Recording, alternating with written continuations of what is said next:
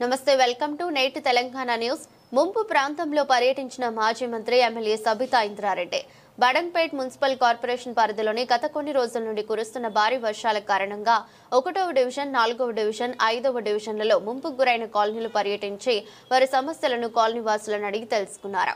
అనంతరం మాజీ మంత్రి స్థానిక ఎమ్మెల్యే సబితా ఇంద్రారెడ్డి మీడియాతో మాట్లాడుతూ గత కొన్ని రోజుల నుండి కురుస్తున్న భారీ వర్షాలకు కాలనీలన్నీ జలమయమయ్యాయి.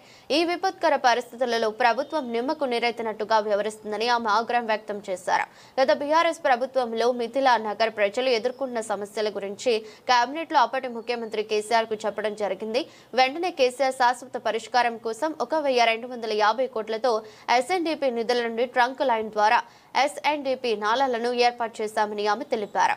ఈ నాలాలు ఏర్పాటు చేయడం వలన కొంతవరకు పరిష్కార మార్గం చేశామని తెలిపారు. ఈ మధ్య భారీ వర్షాలకు నాలాలో పడి గల్లంతైన వ్యక్తుల శవాలు కూడా దొరకకపోవటం ఈ ప్రభుత్వం పాలనకు పరాకాష్ఠని ఆమె అన్నారు.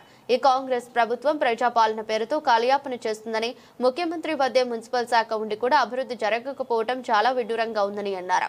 కార్యక్రమంలో బడంగ్పేట్ మున్సిపల్ కార్పొరేషన్ బీఆర్ఎస్ అధ్యక్షుడు రామిడి రామరెడ్డి, మాజీ కార్పొరేటర్లు బోయపల్లి శేఖర్ రెడ్డి, ఏనుగు రామరెడ్డి, ముత్యాల కృష్ణ, పెద్దబావి ఆనందరెడ్డి, పెద్దబావి శ్రీనివాస్ రెడ్డి, అశోక్, బీఆర్ఎస్ నాయకులు పాల్గొన్నారు.